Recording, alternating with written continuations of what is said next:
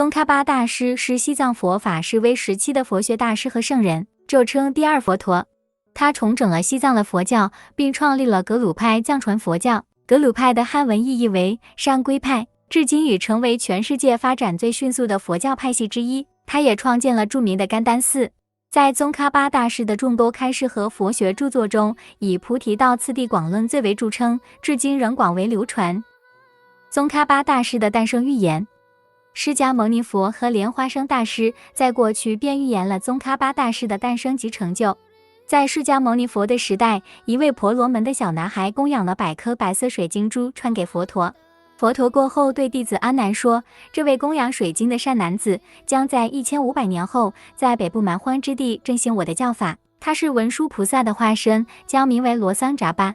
他将在指及丹之处建立一座名为格的宏伟寺院，他也将在拉萨为佛像献上5佛冠。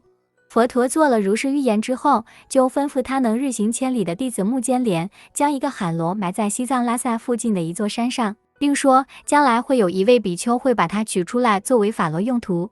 公元1409年，当宗喀巴大师开始建立甘丹寺的时候，他果然如同佛陀所预言般的将这个海螺挖掘出土。这个海螺后来被移放在哲蚌寺里，直至1959年。佛陀做出以上预言后，莲花生大师也做出了另一个相关的预言。莲花生大师预言，在临近中国大陆的东部地区，将会有一位名叫罗桑扎巴的佛教僧侣，他是著名佛菩萨的化身，并将成就圆满报身佛的果位。圣者降世。宗喀巴大师于公元1357年藏历10月25日出生在位于西藏与中国交界处的宗喀地方，即目前的青海省西宁市黄忠县鲁沙尔镇塔尔寺一带。这里的土地多是高山峡谷，不适合耕作，只有洋葱长得特别好，因此称为宗喀，意思是洋葱之地。宗喀巴的字面上的意思是来自洋葱之地的男人。根据藏传佛教的说法，宗喀是一个具足10种善妙吉祥的地方。这里的8座山星座如千瓣莲花相互环抱，因得名莲花山。传说这里的山上有自然生成的莲花生大士、弥勒佛和无量寿佛的身像。如此善妙吉祥的圣地，合了宗喀巴大师如此殊胜的伟大人物的诞生。宗喀巴大师的母亲自从怀了他以后，就做了许多吉祥的梦。根据藏传佛教传统，这并不是十分稀奇的事。事实上，在全球的许多传统宗教群体之中，都发生过类似的事。在许多伟大人物诞生前，他们的母亲都会在怀孕时梦见或者亲见许多吉兆。宗喀巴大师出世前的那年，他的父母都做了许多吉祥的梦。宗喀巴大师的父亲梦见有一位来自中国五台山的大德僧人，要求寄宿9个月。之后，他还梦见金刚手菩萨从他的净土抛出一只金刚杵，进入妻子的身体。在分娩前夕，他梦见很多僧人带着各种丰盛贡品前来供养，并问佛堂在哪里。这时，一个男童出现了，他把手指向宗喀巴大师母亲的腹部，接着取出一把钥匙，打开他腹中的一个盒子，里头有着一尊观世音菩萨像。这些梦境及种种迹象都显示，宗喀巴大师不但是文殊菩萨的化身，也是观世音菩萨及金刚手菩萨的化身。宗喀巴大师诞生后，其母亲将他的胎盘埋入地下，这个地方后来长出了一棵白旃檀树，长出的每一片叶子上都长有狮子吼如来像及文殊菩萨心咒。这棵树因而被名为古来旃檀，古来意思为10万佛像。著名的塔尔寺后来就建在这个圣地上，直至今日，它仍然是朝圣热门地点。宗喀巴大师出生后的第2天，噶当派法王顿珠仁钦即派他的弟子带了许多礼物拜访宗喀巴大师的父母，并指导他们如何照顾这名孩子。宗喀巴大师7岁那年，由顿珠仁钦授予沙弥戒，取名为罗桑扎巴。这个名字也证实了释迦牟尼佛和莲花生大师在过去的预言了。大师自小就显露出不同于一般孩子的佛性，只要稍微观察，就已经学会诵读和书写经文。在很小的时候就已接受了圣乐金刚、大威德金刚和喜金刚的灌顶和法门，并能单凭记忆就清晰地背诵文殊真实明经。宗喀巴大师4大伟绩。振兴寺院的戒律。当时西藏的僧人皆不守戒律，腐败堕落。宗喀巴大师决定仿效11世纪佛学圣人阿底峡尊者的方法，重新整顿佛教。于是大师开始对僧众们讲述了许多戒律，号召僧人严格遵守戒律。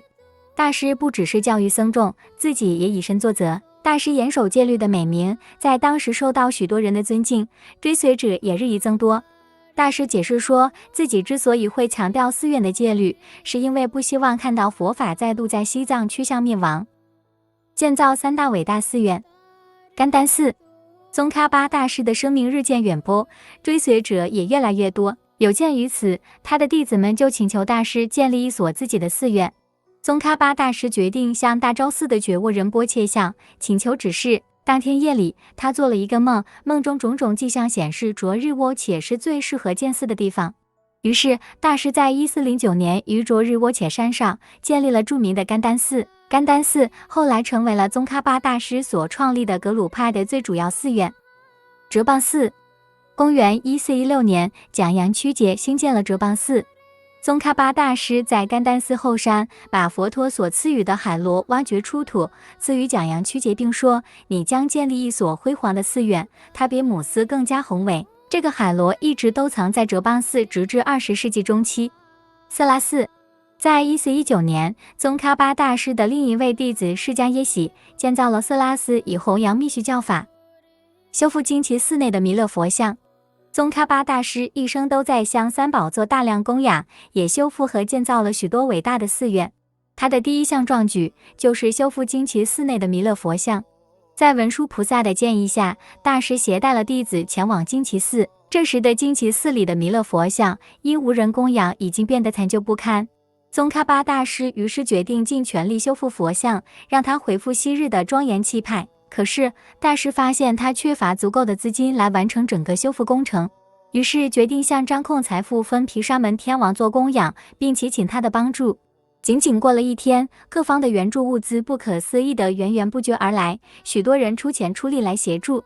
在修复金奇寺期间，还发生许多不可思议的现象。当一幅文殊菩萨壁画修复完毕，大师正为他举办开光仪式的时候，文殊菩萨突然出现并融入画像之中。同样的事情也发生在寺院中的每一幅神圣画像上。举办传召大法会。1408年，宗喀巴大师希望能在拉萨进行一项大规模的传召大法会，以广结善缘，唤起各地信众对佛法的信心。消息传开后，各方的响应热烈，许多物资源源不绝而来。那时候的拉萨各处寺院的佛像和画像皆已经残旧不堪。为了配合这项盛典，所有的寺院皆进行了大规模的清洁工作，不但画像被修复，佛像也被贴上了金叶。1409年藏历新年，宗喀巴大师与8000名僧侣集合在大昭寺，做了盛大隆重的供养。在吉祥的庆典上，宗喀巴大师开始了供养仪式。大师为大昭寺的觉沃仁波切像献上纯金的5佛冠，又为小昭寺的不动佛像及11面观音佛像供养了纯银制造的佛冠。这一次的供养再一次的印证了释迦牟尼佛的预言。从1409年开始，西藏人每年都在藏历新年举行传召大法会，直至20世纪中期发生政治动乱之后才停止。然而，在印度及世界各地的藏传寺院，至今仍然每年都会举办这个庆典。回归净土。在1419年10月25日的清晨，宗喀巴大师在甘丹寺结趺而坐，进入三摩地的境界。临命时，大师做了一系列的内供，然后就停止呼吸了。许多人目睹大师的身体恢复了16岁的身相，又多道彩虹从他的身体发出，有者甚至还看见天空出现了勇夫和空行母，以大量的供养迎接大师回归净土。宗喀巴大师圆寂时享年63岁。